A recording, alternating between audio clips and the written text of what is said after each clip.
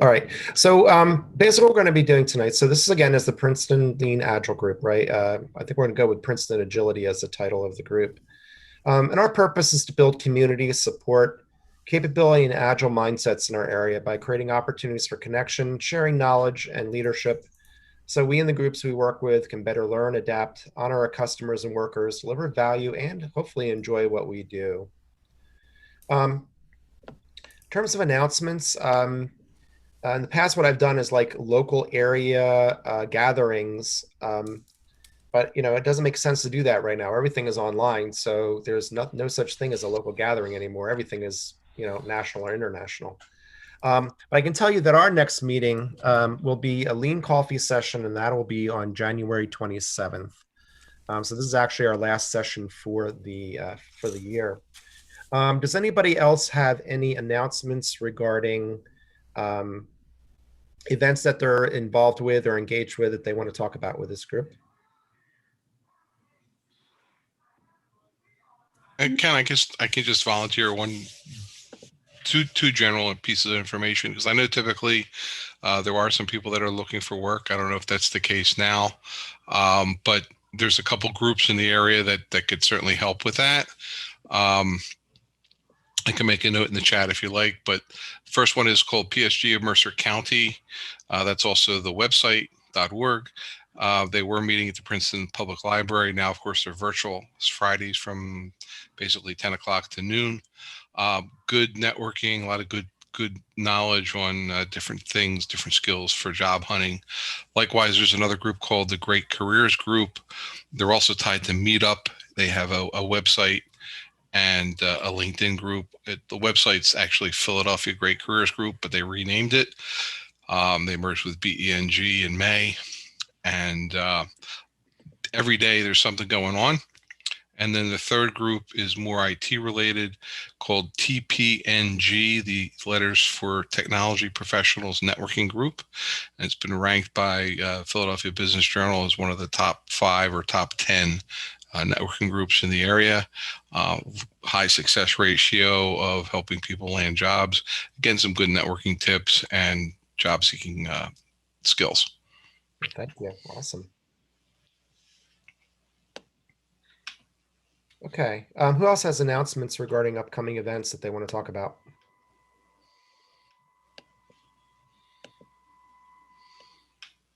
All right. So a couple of housekeeping things. If you guys can mute when you're not speaking, especially as we're giving the lightning talks, that would be really helpful. So one or two other thwe So in terms of the jobs, I'm kind of curious, who is looking for a position right now? And if you could just raise your hand, what we could do is you could just kind of give just a real brief 1 or 2 sentences, no more than that, please, of who you are, what type of position you're looking for. So you just raise your hand, keep your hand raised until I call on you. And then what I'll be able to do is go ahead and you can unmute yourself. So I see Jeff, go ahead. Since Jeff, you want to go ahead and start?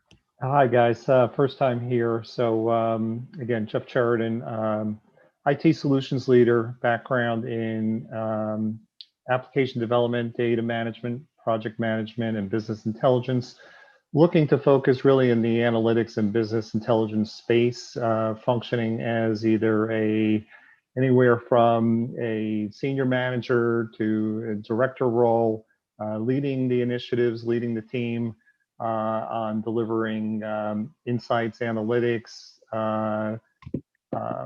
I'm not certainly, I don't classify myself as a data scientist, but really that middle ground, just trying to do more with an organization's data. Again, I'm Jeff Sheridan.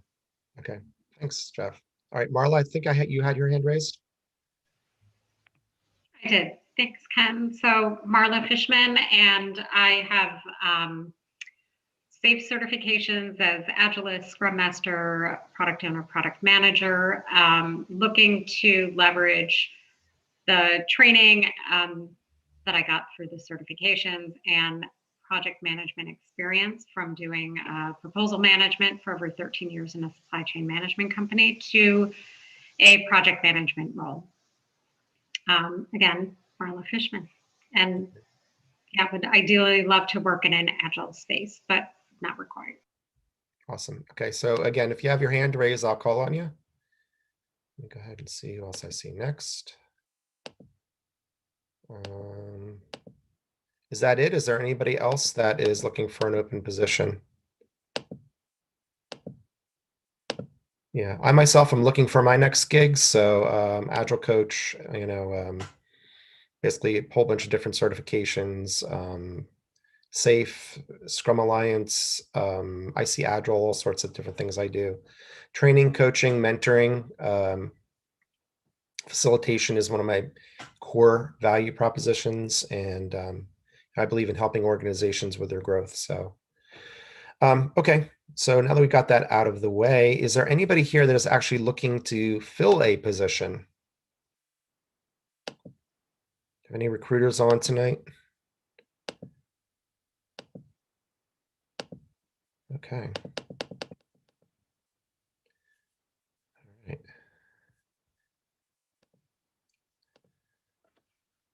I don't see anybody. Okay.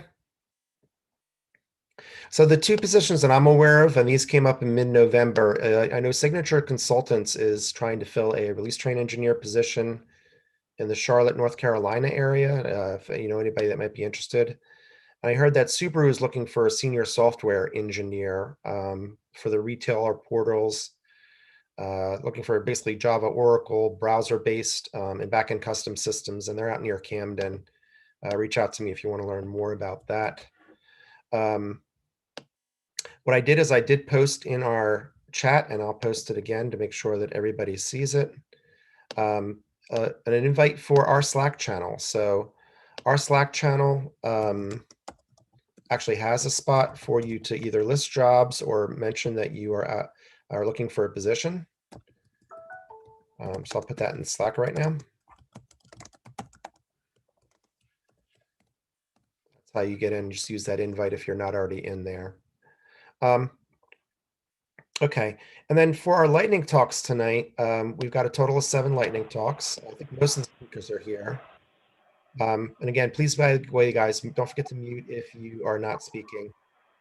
So we're using we're going to have Glenn Berman talk about using Kanban to track job applications. Haritha here is going to talk about actionable agile metrics. Our Arman's going to talk about design sprints. We got Ben Follis here. Is going to talk, and David Israel is going to talk to us about autonomous teamwork. How to design and conduct an effective survey is going to be Jonathon Andell. I'm going to go over the 2020 Scrum Guide and Framework updates that recently came out. And then we've got Andy, who's going to be going over how to recognize stress and burnout. So that's our lineup for tonight. The first one who's set up to go would be Glenn. So Glenn, do you think you're about ready to start?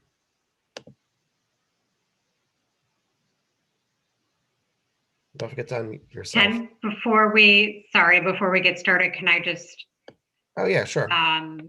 In case any of the speakers weren't on when Ken and I were talking, I'll be managing time, so giving time for 5 minutes remaining, 2 minutes remaining, and 1 minute. So you'll see, if you're able to see me, I don't know if you will, but I'll have a green screen when we're at 5, yellow when we're at 2, red when we're at 1, and I can also put something in the chat if that helps. So just want to let the speakers know that. Thanks. Yeah, thank you. Yeah, that chat's really helpful because it usually pops across the screen if you're doing presenting. If you are a presenter, please go ahead, and if you have something actually to present, please go ahead and share screen. You should have the ability to do that once we stop sharing what it is that we're currently sharing. So who has questions on what we're doing? All right, Glenn, are you ready to begin, sir?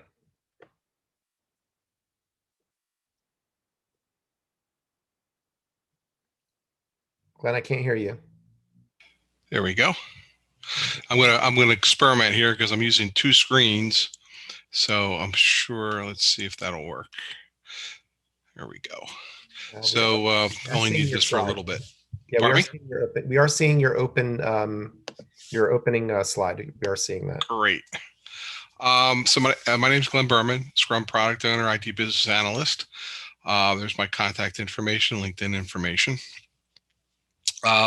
Just a quick little background on this. I mentioned Great Careers Group earlier.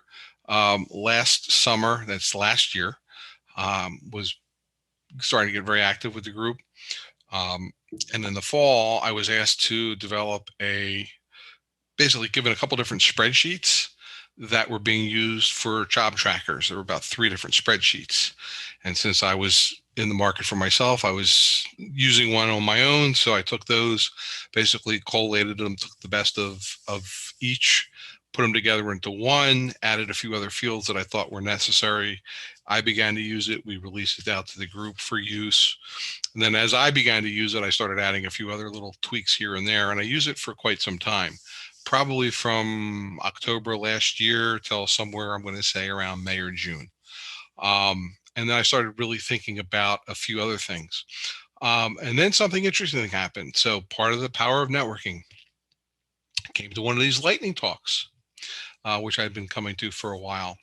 And I met Natalie, who was on the call for tonight. And Natalie presented, and afterwards we were speaking about her presentation, and one thing led to another. And we co-presented on doing some things tied to job hunting. And what she asked me to do specifically was, how could we tie in my spreadsheet into Agile? So I was doing some research and was looking into different job tracking tools. And so what I decided to do is I was looking into Trello, because I'd used that at the last company I worked for, which I'm sure you're familiar with as a project and task manager. Of course, many of you have heard of and may be somewhat familiar with Jira, as well as Asana and HubSpot. And I researched several other companies as well on CNET, although recently was looking for some things on CNET this week, and I found out that capability seems to have been removed. We used to be able to do a lot of downloads there and research different software on there, and they seem to have removed that capability. So what I'm going to show you real quick is what the tracker was in Excel, and that really became the model, the basic, to try to emulate things in Kanban. And the presentation I'm doing, I'm really shortening. It was more geared towards people that were non-tech and somewhat tech. A few people were techie, of course, that were unemployed, but mostly geared towards non-tech. So let's see if I can flip back over here. And of course, I did forget to open up my spreadsheet.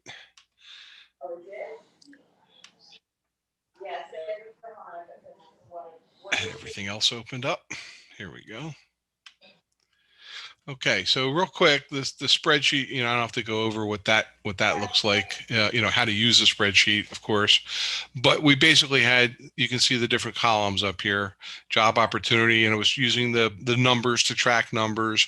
I put an event in here because networking events, you want to keep track of how much networking you're doing. That's a big part of job hunting. And job title. And so what I also did was, and what I suggested to people to do, is to download. I'm sorry to interrupt. Yes. Sorry, are you showing us a spreadsheet? Yes. Because we're not able to see that. We're still seeing your PowerPoint. Just wanted to let you know. Okay, thank you for telling me. Let's see if I can flip that.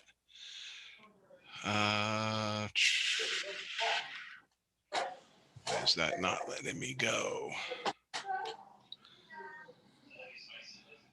to my other window? Great. Let's go back. Sorry, folks. So much for trying to use 2 windows. And it's not letting me switch now. You know what? I think you might have to stop share and then do a new share. Yeah, that's what I'm just trying to get to that. Okay. But once you I had the minimized. Let's see.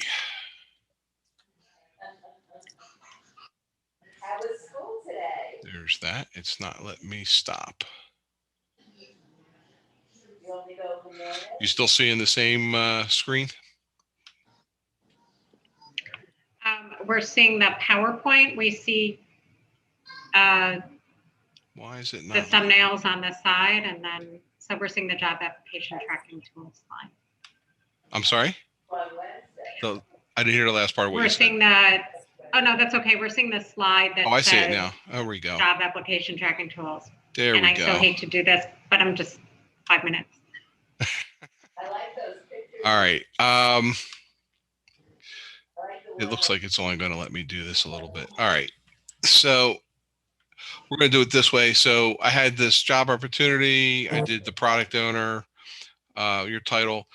Basically, save it to you locally, because what will happen is if you rely on hyperlinks to the web, when they take them down and you get the call 2 weeks later, you're stuck. But these are basically the types of things, and I can get information to you if you're curious on seeing it. Just a way to keep track. And of course, as it grows, you can see I get 200. I had 200 entries at this point. Scrolling up, scrolling down gets a bit cumbersome. And so what we switched to was Jira. And let me see if I can get over here. Jira and Trello. So on Trello, this was my Trello board, and made the column headers, applied interviewing, archive, or things that I was done with, kept a separate list of events, archived where I interviewed, and then over here where I finally landed. And then put some labels in there, color coding for different things that I thought were meaningful to me. Interviewed, had a referral, just things to stand out. And if I opened up one of these, you can kind of see label members. I used one of their power-ups. Here's where I basically had most of the information. And application activity, contact, the power-up I use, you get one free one on the free version, custom field. So I had contact information, application role, and then just tracking some other information here. Okay, of course, you can customize that as much as you want. I actually created a template on Trello. I can send that to you if you'd like.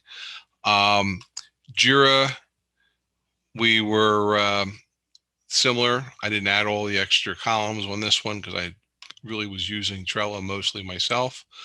And what I did in all of them, as you can see, is I put the title up here, the name of the company, and I put the city location.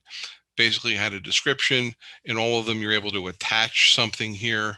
So I was able to do that, could attach the job description again, just saved it as a PDF locally. Last follow-up, again, you can see some basic information here that I was tracking in Trello, in Jira. And then Asana, again, same column, same format, same thing with the job headings there. You're a little more restricted in terms of what you can and what you can't use. As with all of them, these are all the free versions.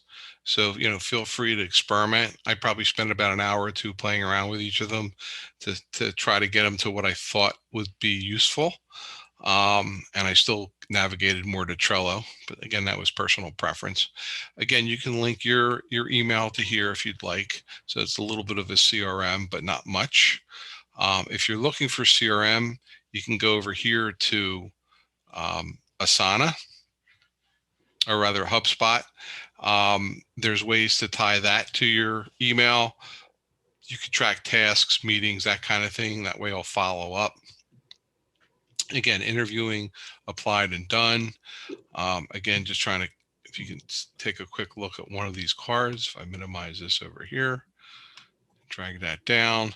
You have to create deals, so it's a little bit more complex in the setup, which is one of the reasons why I wasn't so crazy about it. I was looking to keep it something simple, especially because my audience, again, was mostly non-techies, and most people want something simple. You don't want to go to a tracking tool that's supposed to make your life easier and have it more complex. But again, link your email. You can have your phone calls directly from here, log tasks, create meetings, and that way you'd be able to track for each position. You'd have to create a deal, and then all your tracking would be involved there. So again, this is more of a CRM. Any questions or comments?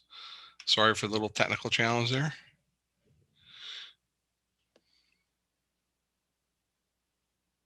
All right, Glenn, awesome. Thank you so much. Quick question. which of those gives you like the most capabilities to kind of look at reports? Like if you wanted to compare, kind of see how you're doing, what's the percentage of callbacks, emails, stuff like that? I didn't really get into percentages that way. I wasn't really looking in that. That's kind of why I like Trello, because I could kind of at least organize it that way, more Kanban-ish. I mean, they're all Kanban, but and what I was doing with as I said, with the numbers. The other thing is what they do have reminders. You can set up calendar reminders for different things. You can mark tasks that are completed, like something like this would have a due date. So we're long past there. I never marked it as complete, but so you get flags like that. So there's different features that they all have. So as you can see, due date is a standard thing here.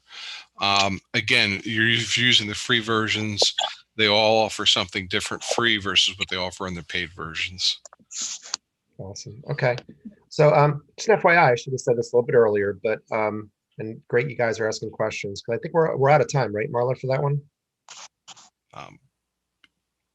Yes, correct. Okay.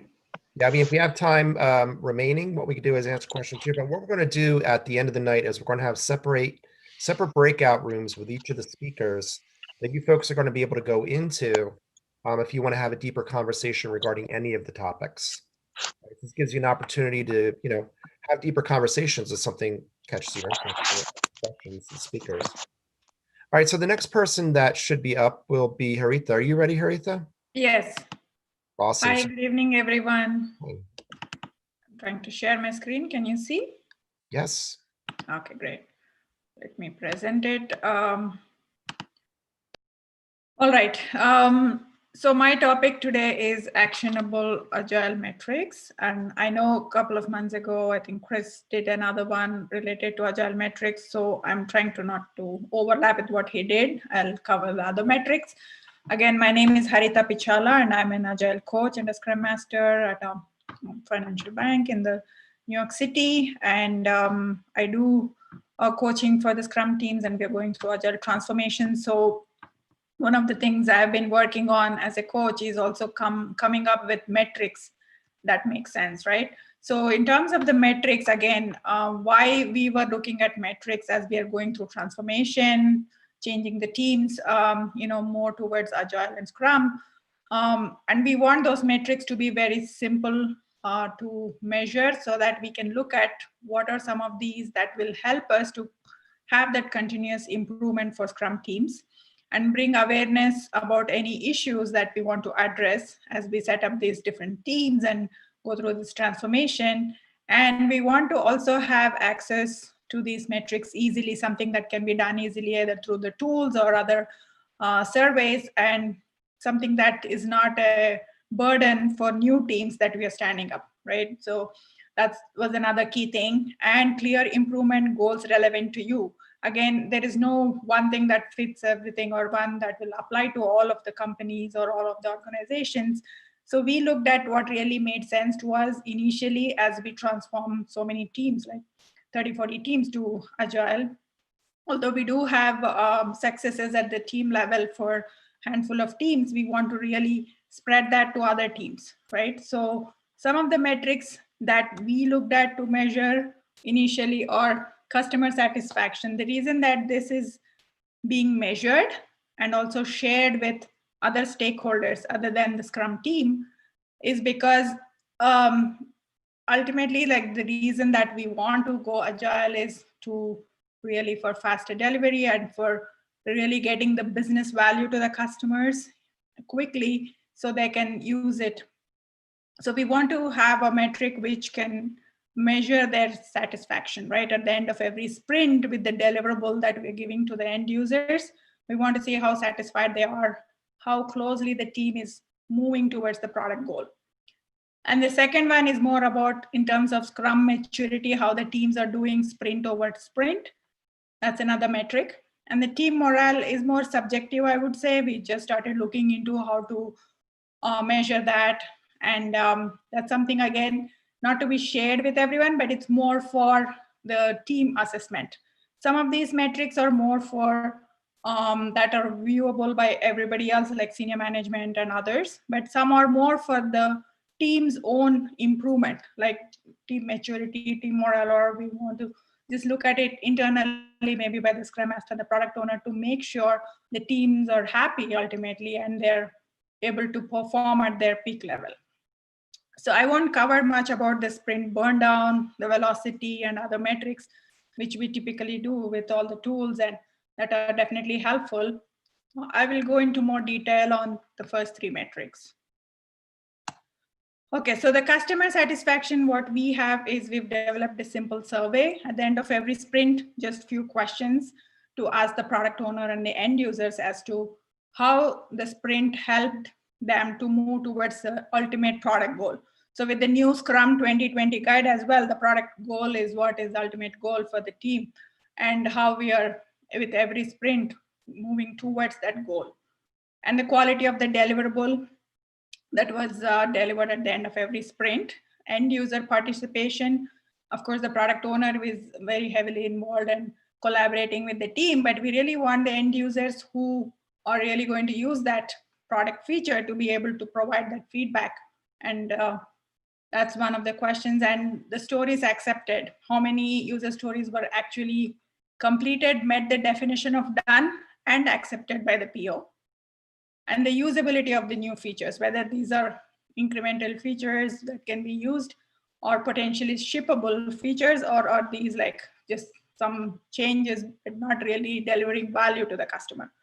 So we measure this at the end. It's a very quick 5-minute survey done by the product owner and the end users. And we see, again, it's an indication of the whole team. We are not separating the team from product owner. Again, in the Scrum 2020 guide, we say that the Scrum team is really the product owner, the Scrum Master, and the developers, which includes everybody, right?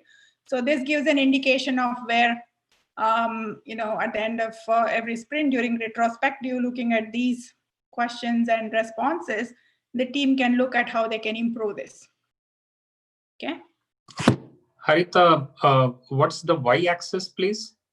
That's just the score. Like we just apply like 5 points, 1 to 5 for each, the range for each of these questions, like 1 to 5, and then just put the range as, on a scale of 1 to 5, right? So you have a survey of a scale of 1 to 5, you just multiply it. Like if it's good or exceptional, then you just multiply it by that. It gets to 25, not 30. Yeah. Then how customer satisfaction differs from the sprint review? Sorry, I thought the questions were at the end. How do we want to do that, Ken? Oh, my bad. I will wait. Yeah, you got to let them finish before we ask questions. Sorry, I only have 5 minutes, I think so. Yeah. Okay. Go ahead, Haritha. Yeah. So the next one is, again, these graphics are not exactly showing my screen, my questions. It's just a, just a graphic to show the metrics. That's it. It's not an indication of what I have for the questions. The team maturity is another thing, like how the teams are doing sprint over sprint in terms of, following Scrum and including all of them, like product owner, whether product owner is maintaining the backlog. Does he or she actually putting in the stories and acceptance criteria and prioritizing constantly? So there are a few questions related to each of them, and the Scrum Master too, how well the Scrum Master is doing in terms of helping, coaching the team, adhering to the framework, or helping wherever they're required to get to that maturity level.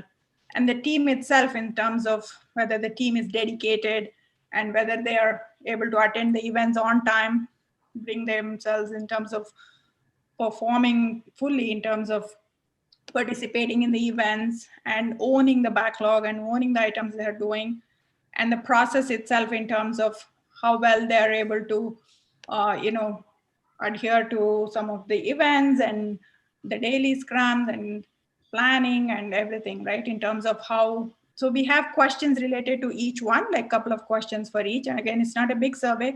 It's the whole team does this survey at the end of every sprint to see how they're doing or where they would need help. And also engineering practices like enablers, right? So you want to have CI/CD, you want to have test automation. Some of these will help the team to get to that delivery, faster time to delivery. These practices definitely help.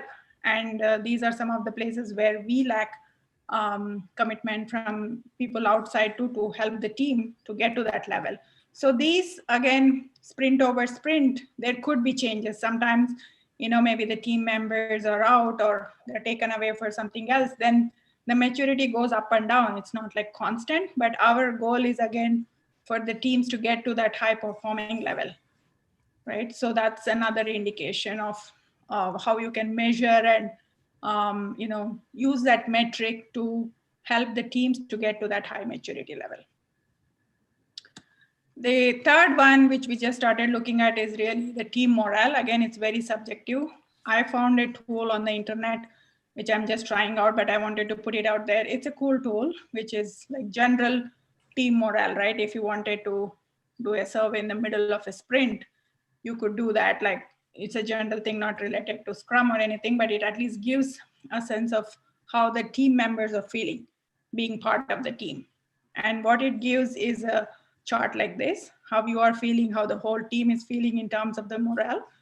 I think this is something we are also looking into to incorporate, but again, this is not very like, it could be subjective based on how the team is feeling that day. So this is something we have to be careful about, right? So basically, yeah, so I wanted to just go over some of these that we are using for new teams as well to measure sprint over sprint, and for the coaches and the Scrum Masters to be able to take some action based on what we get out of these metrics, right? So did I complete my timer? I was trying to rush through. Actually, oh no, I didn't. You actually have like a little over a minute left if there's something more you want to talk about. Okay. So again, in terms of metrics, what I would say is it all depends on what you want to accomplish, what is relevant for your teams and your organization to measure, and keep it minimum and don't overburden in terms of whether it's a burden on the team or the Scrum Master or others. You want to keep at least few meaningful metrics that would help you. You could collect others, but you don't want to just put a lot of metrics that are coming out of the tool, but choose few metrics that you could use to continue to help the team to get to that mature level. Okay. Thank you. So I think we're just about at time, right, Marla? Thank you. Yeah, we are. All right. So again, we'll hold questions until the breakouts afterwards. So I would just want to make sure the speakers are aware, along with everybody else. My understanding is we are actually recording this and we'll end up making this available later. So I want to make sure that you speakers are aware of that, just in case you want to, change or pull out or whatever. I want to make sure you guys are aware that this will be recorded. So the next person up would be Arman. You're going to talk about design sprints. Are you ready to go, Arman? Yep, ready. Hey, everyone. Let me go through the shebang here. All right, can you guys see Yes. how I run a design sprint? Yes, we do. All right, awesome. Well, thanks everyone for inviting me. I'm here to share with you a bit about my first time running a design sprint. I'm a co-founder and chief product officer at Travelwits, and we're a travel startup that uses AI to find multimodal door-to-door trips, basically.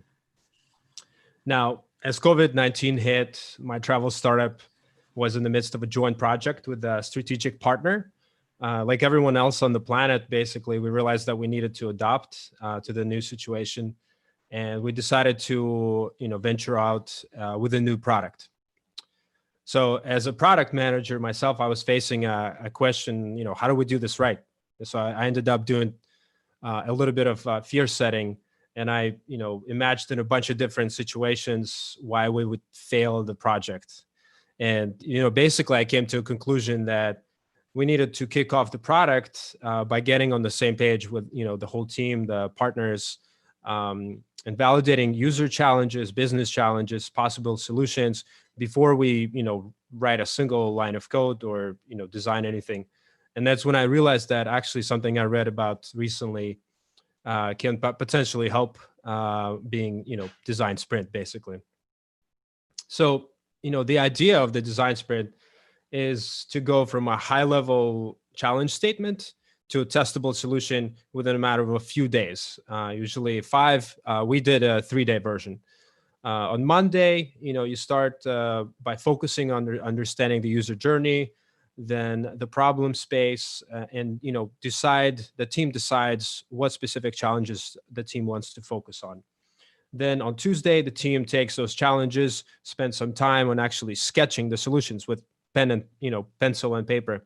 And then the team decides on the best solutions, builds the prototype, tests the solution with actual users. And then what you get in the end, theoretically, is a tested problem solution set. So, our journey, my journey, once I was able to convince myself and the team that this is worth a try, I had to prepare for the design sprint. So I'll walk you through a few exercises, just a few of them. I started by basically binging on everything that came my way about design sprints. It's easy to get lost, but in retrospect, I think it was actually really, really good for building a solid foundation out of all these random pieces.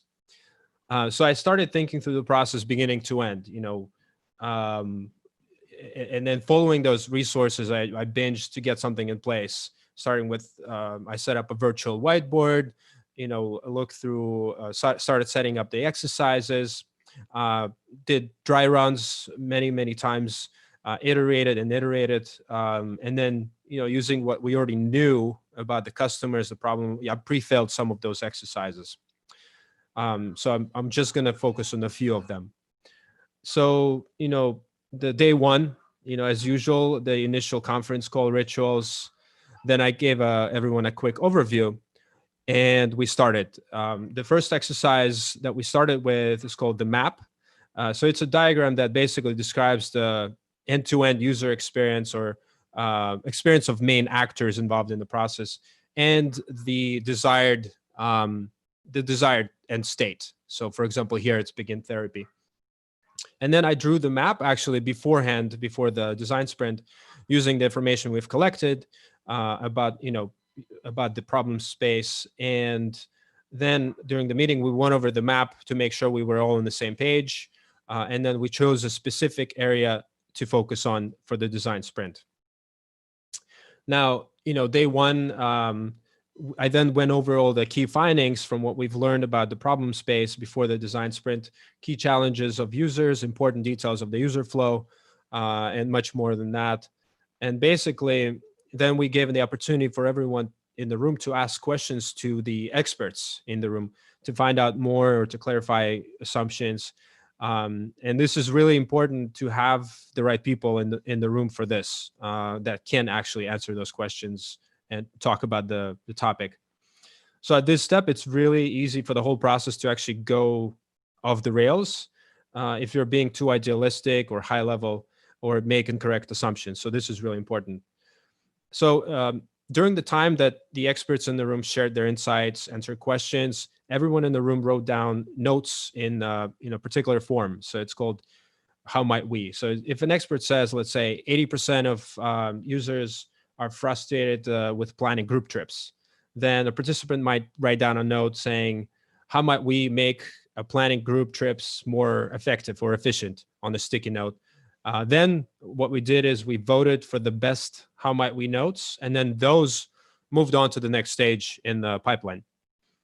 So then, the next came the what's called the lightning demos and solution sketches. I didn't want to stretch the meeting, so I actually asked everyone to do this on their own time and then submit it to me by the next day. And then, everyone went home with homework basically. So lightning demos are basically inspiration for your sketches that you're going to do. So, or, what can we steal from other companies or other products? And everyone collects examples, takes screenshots, writes down notes. And then, every participant is supposed to look at those for inspiration to do their sketches. Now, sketches, everyone looks at everything that was done before, like the map, how might we notes, sketches a solution that they think might best address the challenge we set out to solve. We used, pens, pencils, just pieces of paper, and then everyone kind of sent those sketches to me. I put those together.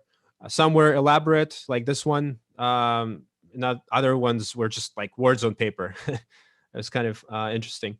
Then the next day we met again and we looked at each other's sketches and we voted for the best ones. And what surprised me is that even the lowest fidelity sketches were still a huge contribution to everyone's understanding of the problem and solution. Once the vote was done, most of the participants were let go, and then a designer got to work on actual clickable prototype that we could test with users, and we used Figma for that. Then the next day, after a few more tweaks, we had previously recruited users perform a task using a prototype and then share their thoughts with us. Now, this is not part of the design sprint at this point, but we wrote, we used it, this wall of justice. We wrote down notes, and then I laid out findings using this wall of justice, using red stickies for negative observations, green stickies for positive. And it's a great way to visualize the results of your design sprint. Then as you iterate on the designs further, it's nice to see it all kind of turn green, if you're doing it right. So in terms of next steps, advice online usually varies from, running another design sprint or, diving right into an, software development sprint, agile sprint.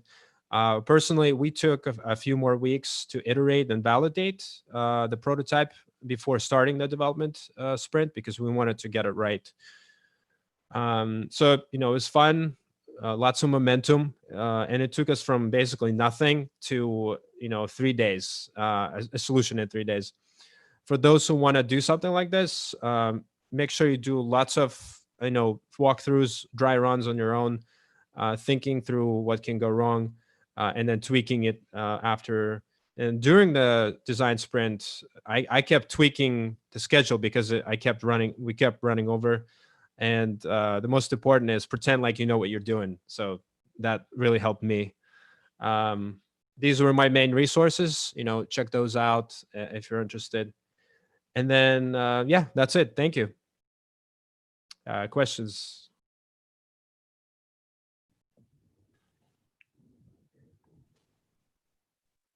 Yeah, if you have a quick question for Arman, please go ahead and unmute.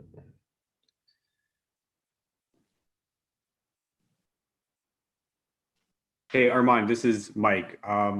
Hey. Great presentation. I think that was really cool. Thank you. Is the design sprint a spin-off or a related process to design thinking? I think so. Yeah, I'm not an expert. It kind of looked good for the problem we had, but I think it's basically takes the concept of design thinking and crams into a short time span, and it structures it into a series of. It's like a recipe basically, but I think it's derived from design thinking. Can I clarify on design thinking? Design thinking is you have more empathy for the user.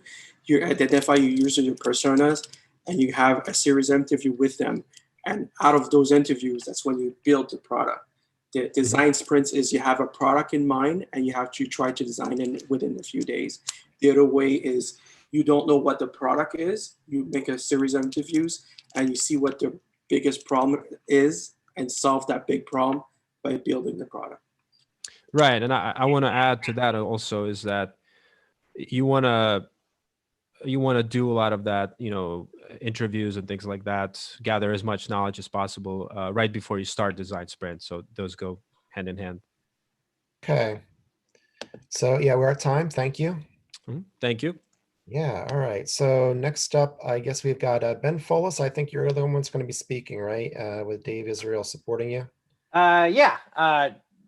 Awesome. Supporting or answering questions too. So let me see if I can't present and share my slides. Share screen. Share and view present. All right. I can see the screen. I can see your screen. You can or cannot? I can, yes. Awesome. Can everybody read the slide? Fonts are all good. Cool. All right. Cool. My name is Ben Follis. As mentioned, I work with David Israel. We're a startup called Uclusion that focuses on developer happiness and sort of a new implementation of Agile and the software required to support it to to really make developers empowered. And we do this through something called autonomous teamwork. I talk really rapidly. I'll try to slow it down, but if you have questions, just feel free to stop me. It's a fairly dense talk, and I don't want people to have to wait till the end. But back on track, autonomous teamwork is, as envisioned, is an implementation of Agile that builds trust with developers quickly by making sure we respect them and we empower them to control their daily life, right? And to facilitate this, it requires using Agile software to manage all the day-to-day meetings and minutiae of process so that they can focus on the things that are really important, which is a really important thing for developer happiness. So traditional Agile processes, this is somewhat in Kanban, this is really happens in Scrum, has a planning meeting developing a sprint story plan or a series of stories to do. Agile teamwork instead says, no, we trust the developers to produce stories as needed, but we're going to empower them to set their goals, because every single unit of work and delivery to the customer should be based on some goal, not necessarily the low-level details of how we got there. So we say planning meetings should now focus on developing the requirements and what we're trying to get done, and not so much on a story contract or a story list that we're going to hold developers' feet to the fire for. We trust them to do the right thing. And one way we make this work is we adapt the continuous flow from Kanban and allow our advanced software to let everybody weigh in on stories immediately as soon as they're created. And we require the team itself to give their opinions. And each developer should respect the team's opinion. So for instance, to meet these goals of, work in big cities, preferably with congested travel, we would produce a story, right? And one of them might be like how we can charge, right? But we ask every member of the team to give their opinion of whether this is worth doing and whether we should do it, period, right? And how long roughly they think it should take with a reason. This allows us to take all of the contracts that we hold and say, no, we're just going to say, we're going to do this as they come up, right? So I need to meet this goal. I trust you to make a story. I trust the team to go weigh in and give honest feedback on that story. And we're going to empower you to dispatch stories as you see fit to meet the goals that you've elucidated, right? And this makes planning go much smoother. It's not a stressful thing. People aren't rushing to meet deadlines. We just make sure that people are producing a continuous flow of stories and weighing them against the goal they make. This relates back into the daily Scrum as well, because we rely on the software to make status a continuous process. This feeds back into allowing people to create stories on the fly. But if our software makes status available at all points in time, and it's available to every member, our daily Scrum no longer talks about like any sort of status or what we're doing. And it goes back to, are we meeting our goals? Or we hot start the meeting knowing that, for instance, Dean here is blocked. Well, ideally, we would talk about why he's blocked, whether we can make changes to do this, or that there's a story that's a little bit behind right now. We could talk about how we can move it forward. But instead of the daily Scrum devolving into reporting, it can actually become like a goal session or a team cohesion meeting, which empowers the team to actually continually focus on what they're trying to get to versus how they get there, right? And basically gives them a whole bunch of time back, which is really, really important. Anybody have any questions on what we're getting to? Because I said this at very high level, and I want to make sure nobody's confused. No questions? Okay. All right. So now we have the detail of how do we actually empower a process where we don't have to come up with this detailed forward plans, and everybody's stories are continually available with status and information thereof. Well, the first thing is, we have to pull developers and the team out of this unstructured world that they live in. If you look at at a Slack channel for a team, or you look at a bug reporter for a team, or even a Confluence wiki, right? All the comments are not actionable. So right, I can make a comment in Slack that doesn't do any good unless I'm sitting there looking at it, right? I can't come back and figure out what's going on. So we need to have structure saying like, this is a question. This is a to do, like a to-do, like I'm requiring you to do this. This is a blocking issue because that lets people come back and take action on them. We should also have our software take action as well, so that if someone says you need to do this in a to-do, we don't let you move the story forward, so that the team can trust that the rest of the team is actually going to take their feedback into account and not push a story forward, right? The software will help other team members verify that their opinions are going to be heard, right? We also need a way to really properly surface proposals and decisions, right? So instead of sending an email that devolves into a horrible chain or throwing a rock into a shared channel, we need a formalized process where if I have an idea, I can present it to a group of stakeholders, my team and otherwise, collect their feedback in a constructive way, and control the conversation in a way that helps me and the team move forward versus just sort of sitting around chewing the cud. Similarly, for decisions, we need to have decisions that respect people's time, saying, hey, I need a decision by this period. Everybody needs to weigh in, right? And the software needs to make sure that everybody is alerted to the time period, enforces deadlines, make sure that they respond in a timely manner so that the rest of the team is empowered to move forward by the time they need it, right? Instead of having to go around and herd cats trying to get stuff. And just as importantly, the software needs to understand when someone needs to be notified. Just because something changed doesn't mean that the person needs to be pulled out of their flow state, what they're focusing on getting things done. You should only notify people if they have something they need to be doing and that is absolutely necessary for them to go.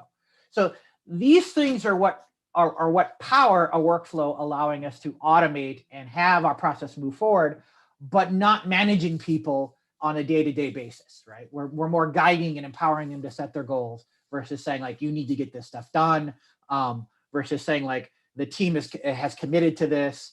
It's not about commitments and contracts. It's about how do we help you get to where you're trying to go to deliver the value you want to deliver. This is a pretty big topic. I tried to cut it down to less than 10 minutes. Head on over to our blog if you want more detail on how we think about things. But by replacing the standard mechanics of Agile methodologies with this concept, developers will be much happier and able to focus on getting their work done and focus on productivity and delivering value instead of sitting around trying to figure out how we're going to move the process forward. Are there any questions? None? How much time do we have left, Marla? I'm sorry, you're on mute, Marla. Oh, sorry. You're still on mute. I'm assuming we got another minute. Sorry, 2 minutes left. Okay. Sorry about All right. that. I'll be in a breakout room if we go over, but feel free to ask anything you want now. Yeah, so this sounds to me like it's more of a continuous flow. Is Completely what continuous flow. to do?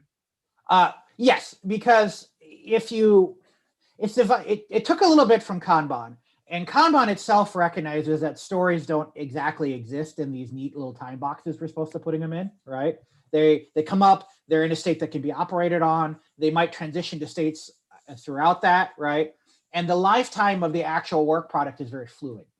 And by adapting this to basically the Scrum methodology or other Agile methodologies in a way that makes the overhead lower, we can let the Agile methodologies follow their manifestos and really talk about goals. Because if you look at, like, say, the Scrum guide, it says your daily status meeting should be a goal meeting. You should be continually replanning every single day. But in order to make that happen, you actually have to adopt a flow so people don't have to worry about whether an individual story is getting done. We have time for one more question if anybody has it. Cool. Okay, I'm assuming we're not hearing anything. So thank you so much. Awesome. So next on our list is Jonathon Andell. He's going to be talking to us about how to design and conduct an effective survey. Jonathon, are you ready? I am ready. Awesome. Everybody hear me okay? Yes, I can hear you. All right, so let me go share my screen.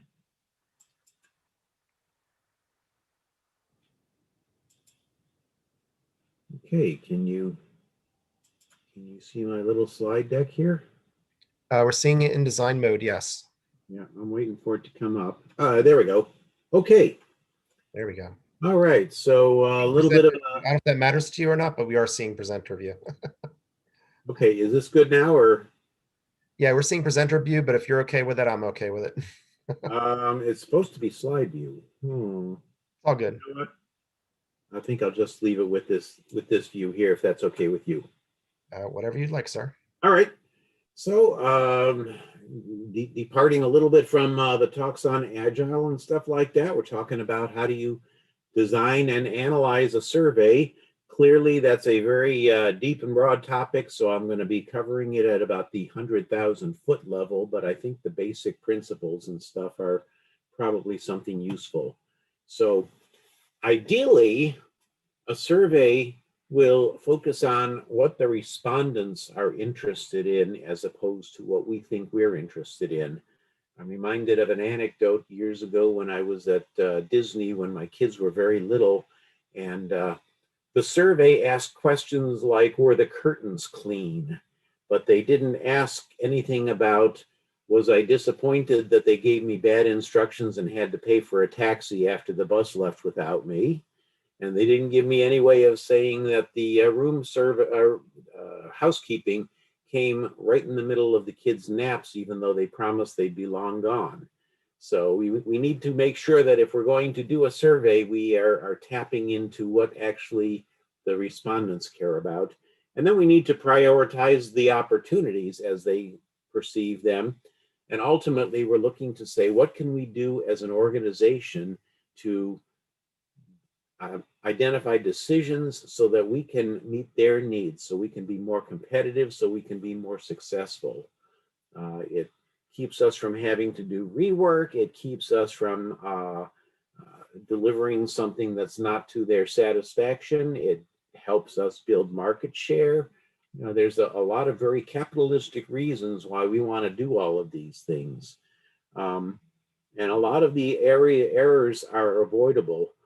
The other thing we need to keep in mind is it's not about getting a high score. If you see a survey which is about a high score, you basically are seeing a survey that's not going to be used for anything beneficial. I'm sure all of you have had what I like to refer to as the top box shakedown, where somebody comes to you and says, I really need you to give me the highest score on this or I'm going to get in trouble. You know, well, if they're asking you for a high score, then their organization is not really looking to improve. So when we design a survey, we want to make sure this gives us opportunities to find improvements. Okay. So the overall process for designing and analyzing a survey is first, identify what the respondents care about, basically come up with the right questions. And this is done by just going out and asking them open-ended questions. You know, what's important to you? What do you think we do well? What do you think we don't do well? What do you think we should do more of? What do you think we should do less of? And just process I call them essay answers, okay? And that's step one, and we'll show that in another slide. Step two then is for the things that make the cut as far as what it is the respondents actually care about. You know, we're looking to separate the wheat from the chaff and not ask them about the curtains when we could be asking them about the housekeeping. Then we find out, okay, how important do these respondents think the issue is? And that's eventually going to show up on this thing here. Can you see my cursor moving around here? So we're going to have the importance is going to be on the horizontal scale, and then the performance will be on the vertical scale. So we're going to actually ask a pair of questions to get those things. And where the performance and importance lie will tell us what we need to look into. So we'll eventually be plotting this. Moving forward, again, we distribute open-ended questions, and it's questions like, what do you want this organization to do, or what do you want this business to do? What kind of things about this business work for you? What about this business doesn't work for you? Okay, you want to ask 3 or 4 questions, because the thing that will push a respondent's button may be a positive, I want this in one group, and then a negative, I don't want this in another group. And you kind of have to mush them all together and understand what's the overall performance issue, because one person's don't do this might come across as being recast as another person's do more of that. So we build them into a Pareto, and we look at them on a chart, and we decide where might be an appropriate cutoff point. So on this imaginary chart here, I'm guessing somewhere in this vicinity here is about where we would cut it off, either before this bar or on one side or the other of this bar, because we don't want to ask people questions about these little bars here. That didn't really ring enough chimes. We want to make sure we're potentially looking at the things that are more important. And one of the things to bear in mind is a person will be more inclined to answer a 5-minute survey than they will a 10-minute survey or a 20-minute survey. So we want to try to make sure that we're asking few enough but enough questions to do the job.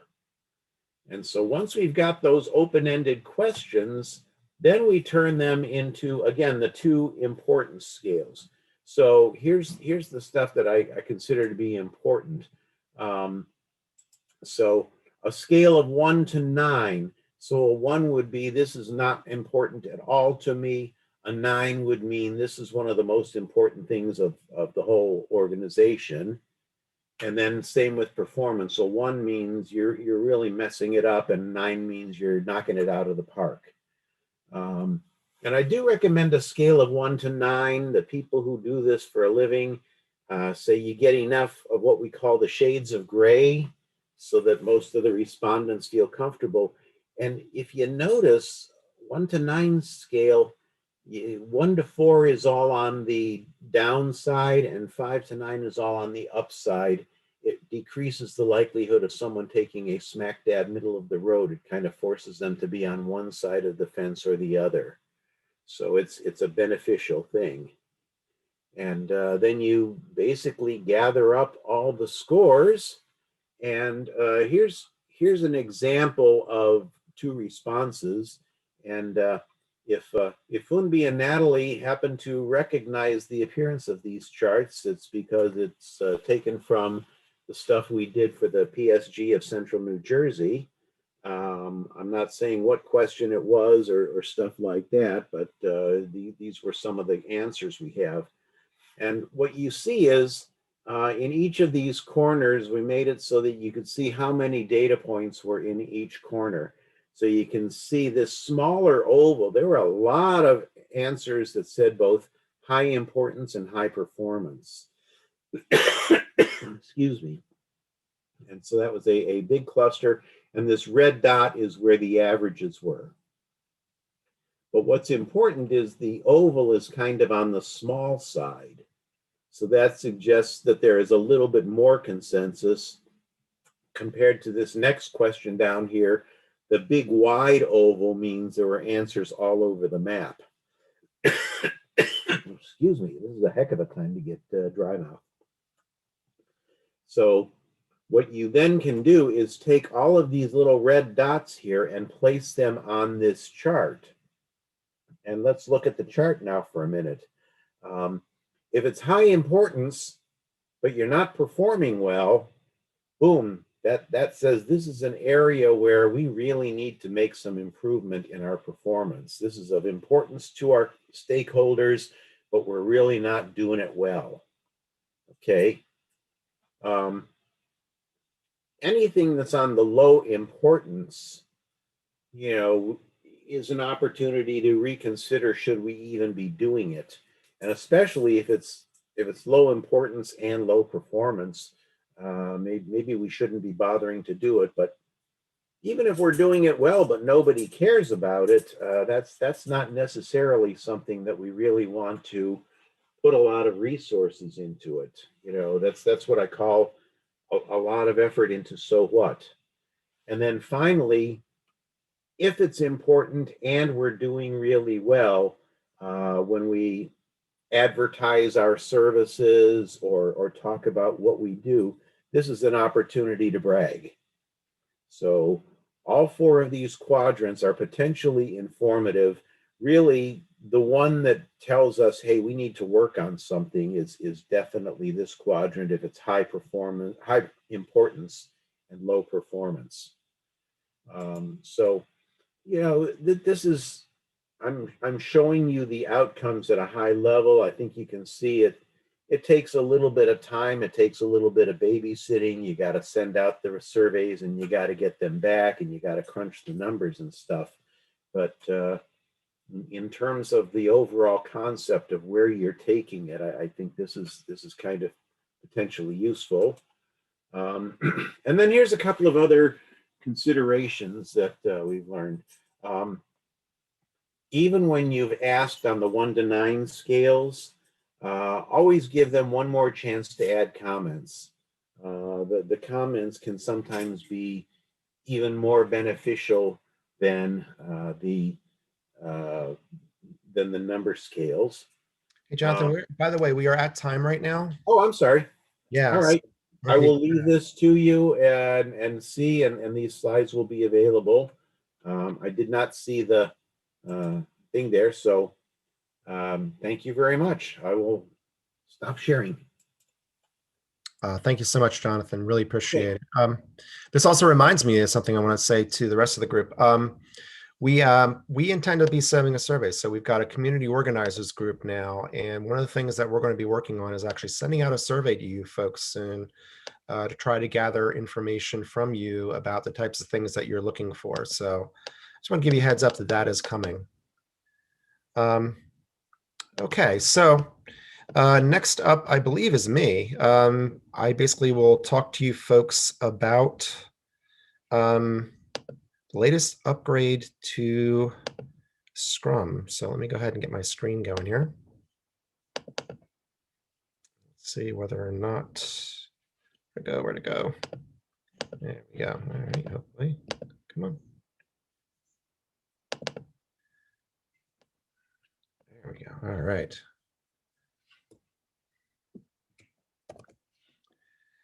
All right, can you folks see my screen? Marla? Yes, we can. Awesome. Okay, in case I'll begin. So I want to talk to you folks about the 2020 Scrum Guide and the framework updates. So let me tell you a little bit about myself first. I'm Ken Roberts. I'm an enterprise program and team level agile transformation coach. I provide training as well as large scale facilitation. Services include one-to-one mentoring and coaching as well. And I'm an owner of Better Ways Agility and a partner of Uncover Agility. I've got multiple certifications in coaching, facilitation, Scrum, and I'm in a safe SPC. Some things about the presentation. So I want to talk to you folks about who this is for. So the target audience for this presentation are people who are already or somewhat familiar with Scrum. This won't be a Scrum review session. There's no judgment in one way or the other on the changes. This is meant to be an informational presentation rather than to give you any type of judgment or opinions on any of this stuff. It's not an exhaustive list of the changes either. It's simply the highlights. And you can always find the latest information at scrumguides.org. So that is the place to find the definitive Scrum Guide. And feel free to reach out to me if you want to learn more or have more information beyond this. So a little bit of history, right? Scrum was developed in the early 1990s. The first official guide was released in 2010 and has been updated 5 times since then. Dr. Jeff Sutherland and Ken Schwaber are the ones that sort of organized it and put it out there. And the latest version was released a couple weeks ago. It was November 18th of 2020, and that's what we're going to be talking about today. I just want to say now the Scrum pillars and values have not changed. I think it's important for us to acknowledge them. I'm kind of curious about who here remembers what the pillars and the values are for you, those of you that are engaged and involved with Scrum. The pillars are transparency, inspection, and adaptation. And then we've got the values. The values are commitment, focus, openness, respect, and courage. These are really what's core to Scrum. These are the benchmarks or the ideas that you should be using to help determine whether something is actually following a Scrum or useful or not. So just things to keep in mind here. All right, so what kind of changes have occurred in the Scrum Guide? So there's just a really big acknowledgement that Scrum is being used outside of software product development, right? So they're talking about Scrum basically being every domain, every department, every company, right? So you might be using it in marketing, you might be using it in HR, you might be using it in industries, manufacturing industries, and other places where it's moved into. It's also removed references to IT in the work. They found that to be too limiting given the expansion of Scrum. The other thing that they've done is they've simplified things. So it's more streamlined. For example, they've reduced the number of pages for the Scrum Guide to 19 to 13. There's more clarity around the individual ideas, and things are a little bit more tightly coupled. There's a deeper focus on why we're doing certain practices and things as well in the Scrum Guide. So again, a lot of simplification. They're trying to clear up the language as well to make it easier to understand. It's also less prescriptive. So over the years, the Scrum Guide has gravitated towards more and more prescription, and what they wanted to do is step back from that in the most recent version. For example, the typical Scrum questions that that we are aware of, the folks that have been Scrum Masters or coaches for a while, what did I do yesterday to meet the sprint goal? What did I intend to do today, et cetera, et cetera. Those are no longer prescribed or even mentioned in the Scrum Guide. They also soften the language. So they talk about, for example, team size. They talk about it being small enough, typically 10 or fewer people, rather than being a little bit more prescriptive about that. They've softened the language around product backlog attributes, retrospective items in the sprint backlog, and shortening the sprint cancellation section as well. They've introduced something called the product goal. If you think about what a product is, right? It's a vehicle to deliver value. It can be a service, a physical product, or something abstract. So the product goal really is the longer term goal associated with the product. So you think about things like the future state of the product, and it's a target for the Scrum team to plan against as to where they want to get to eventually. It obviously typically spans more than one sprint. They're actually pretty clear in the Scrum Guide in this case, pulling in some lean concepts and ideas, that they want you to finish one sprint goal one product goal before starting in on the next. The goal is actually considered to be part of the product backlog. The backlog really defines what will fulfill that product goal. A couple of my own comments on this: it should be specific, measurable, and achievable. And you may want to consider putting this product goal, once it's defined, in your information radiators if you use them. So I want to talk about accountabilities rather than roles. So they've changed it. It's no longer the PM and Scrum Master and developer roles. We're talking about accountabilities there. So the goal is to eliminate the concept of a separate team within a team. That's led to a lot of proxy POs, proxy behaviors, and kind of us versus them behaviors. So they're really trying to help us focus on the fact that it's one team that's creating these products that are engaging and have this goal. The developers has a much wider meaning as well, because again, we're straying beyond just software development. We're straying into different industries and different roles and pieces within organizations. So developers has a much wider meaning. There's a focus on the Scrum Master accountability. They talk about the leadership part as much as the servant part with Scrum Mastering. So, talking about the importance of what Scrum is, inspiring people, having a sense of mission. The Scrum Master role isn't just about, it's always been this way. The Scrum Master role isn't just about setting up meetings and trying to facilitate. So they're also talking about self-managing rather than self-organizing team.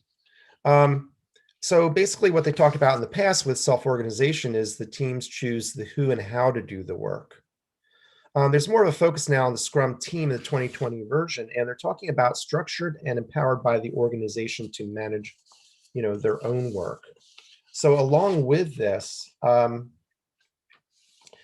basically what we're talking about is the team mentions not just the how and the what of the work, but they also talk about, the prioritization and basically determining what work that they need to do. So they choose the how, the what, and the who.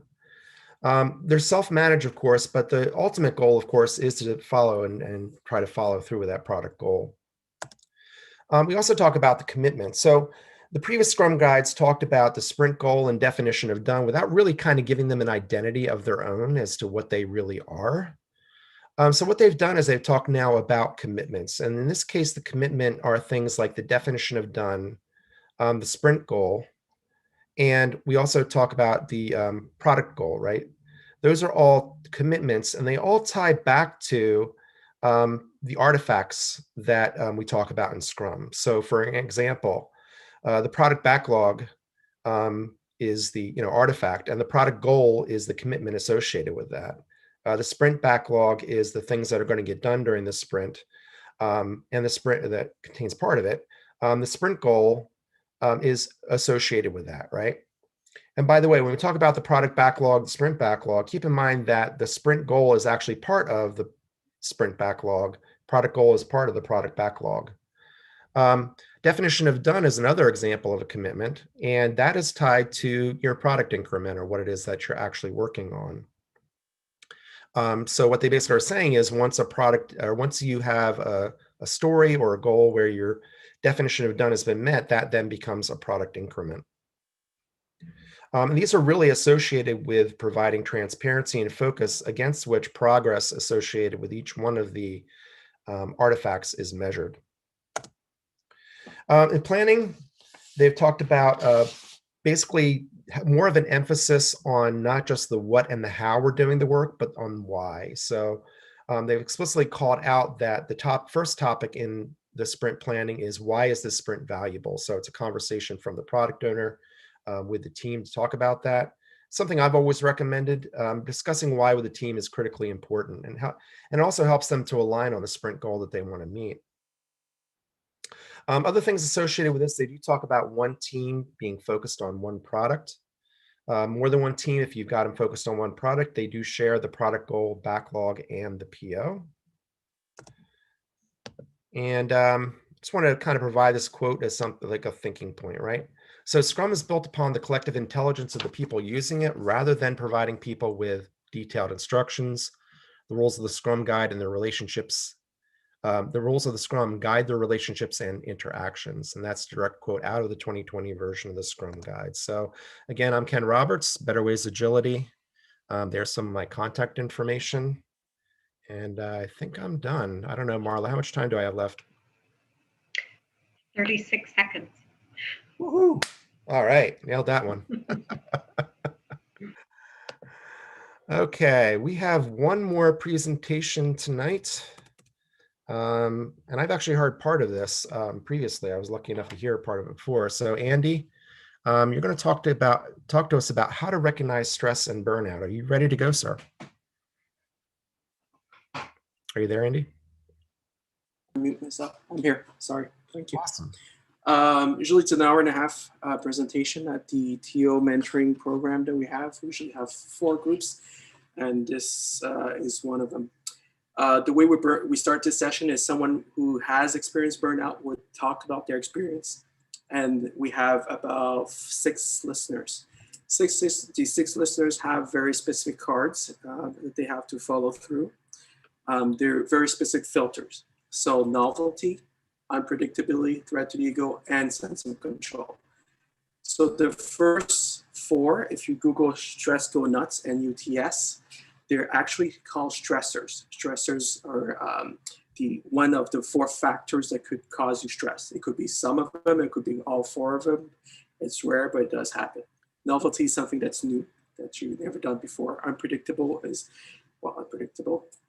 Threat to the ego is something that threat to your either your work title or you being, like you're an awful dad. That's a threat to the ego, for example. And when you feel you don't have a sense of control. Then we add 2 more. It's loss of purpose or depersonalization, and you have emotional exhaustion. So the first 4 are actually to recognize stress, and the other 2 are about burnout. So what's the point of this is they have those instructions, listen through those lens, and they try to mirror back what the story did. And they might or might not share a picture about them. So I'm trying to give them, it's like, if you recognize those stressors, they're actually stress, the stress factors that you're able to recognize, then we're gonna add 2 more to recognize the burnout. So this is inspired from the Going Horizontal game that won't go into it. They have very specific cards, what the storyteller would do, and they have other lens as well. So I modified the game to have it for my lens.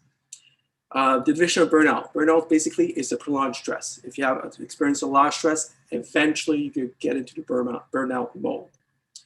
This is what the consensus of scientific people agree on. What they don't agree on has reached much further purpose than what it was first intended for. The burnout, when it first started, was intended for a high empathy profession, professor, nurse, physician. So they have high empathy, and then they lost that sense of purpose, and that's what they started.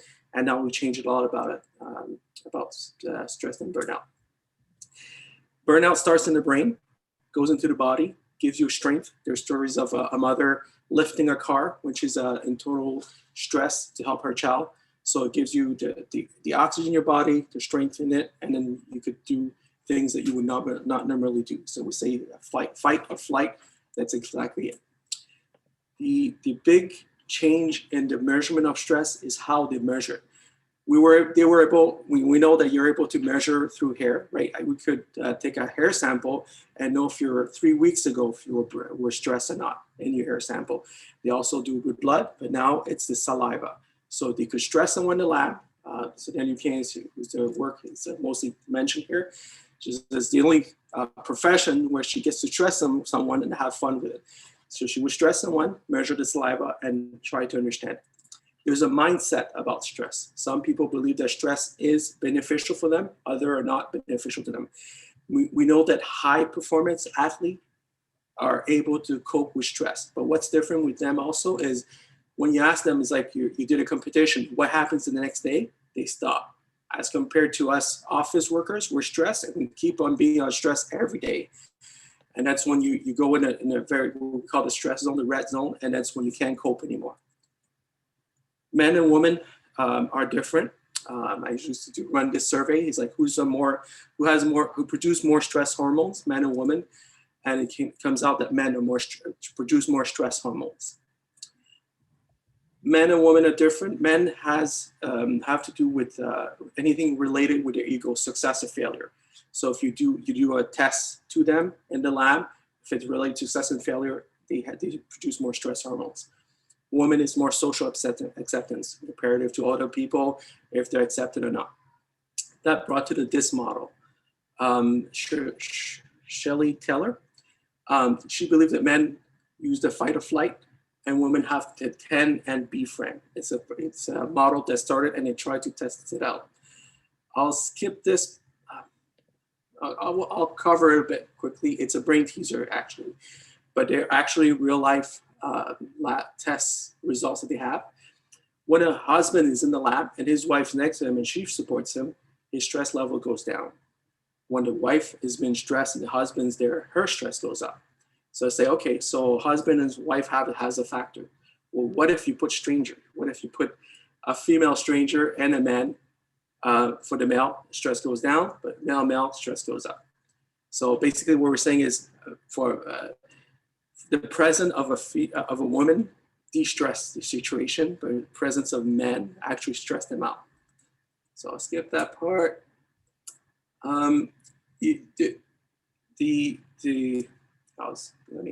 get two more. The spillover effect of stress. Sorry about that, I'm skipping a lot of slides.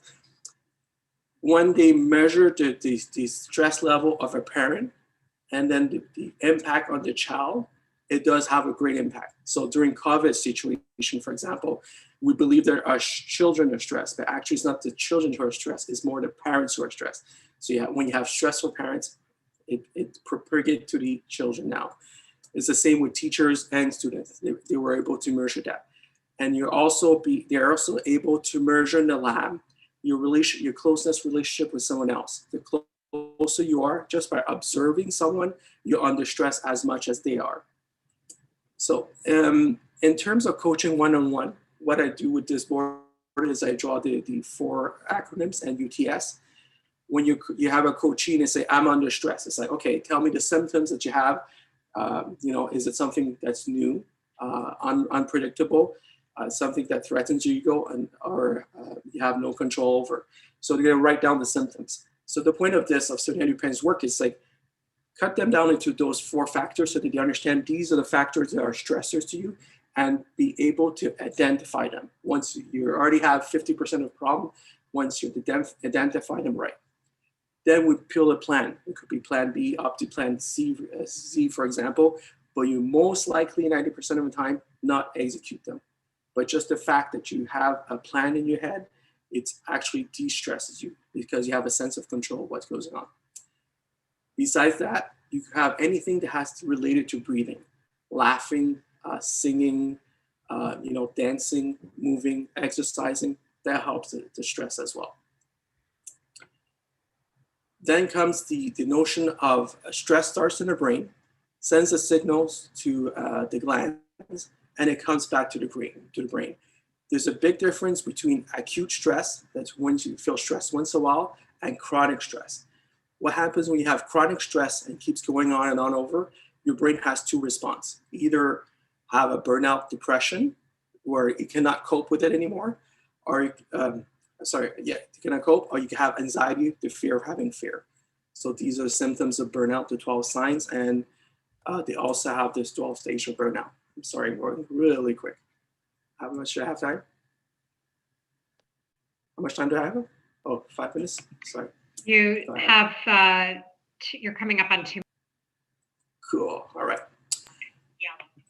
This is also, I could run this for some at the retro for some of my teams, or you could do this at liftoff. Basically, when you ask the team, how do you feel? They might not tell you how they feel. But if you ask in the binary mode, the scale of what they do, to plot where they are, and it doesn't matter what skills they are. It's like I can have a junior QA who plots 10-10. I could have a senior dev who plots 4-4. So your first question is, for your skills that you're actually working now from 0 to 10, where are you? Let's say they're out of 5. For the challenge, how much did you face the challenge for what you're doing now? It could be a 1, it could be a 10, it doesn't matter. What matters, where you plot them, I should put a dot and ask for to write their name, and they might give me a story. I know the outcome of this because I want to see the outliers and why they're the outliers region. What basically I'm saying with this is what we call the flow diagram. If you have a lot of skills, let's say you're senior, you have 0 challenge, you might face boredom. Yeah. But if you have you're junior and you come in and they give you a challenge and you can't cope, you might have anxiety. So those are the issues that we have. And I could end here. Yeah, I'm good. You have another minute if you want it. I know. Oh, questions. I'm open to questions. Okay. Well, what do we do with the group afterwards is we leave, we leave it up to them to decide. It's with a group of mentees and say, now did you recognize the signs of stress for yourself? You can recognize the signs of stress on when you coach, and you could more or less recognize the signs of stress for your team. Now, what should you do? And those are the solutions that the mentees come up. We actually filled this board. Could you go back a slide? Yeah, this is interesting. So, I mean, this is a common thing I've seen a lot. You know, the people are not having any kind of creative outlet or way to use their skills in a role. How do you deal with that? Well, it depends. If it's something related with their manager, I report this to their manager indirectly and say, listen, you know, it's like this person has to do certain JavaScript library, has no notion about, either needs training, or if I could control with our team, it's like we have to make sure I have a pair programming set, you know, for in the context that I'm working with them. You know, like I said, I check the outliers, the people who lie within the flow, they're okay. If people are bored, it's like I have a senior developer. He's not supposed to be in this team, and if there's other opportunities for him, It's like you can tell the dev manager, hey, listen, I might lose this guy because he's extremely bored. If his scores in 1 and 0, it's like there's an issue. Okay, so wow. So thank you very much. This was awesome. So what we're going to do right now is we want to break up into breakout rooms, and what I want to try to do is make sure that each of the speakers gets assigned to their own breakout room.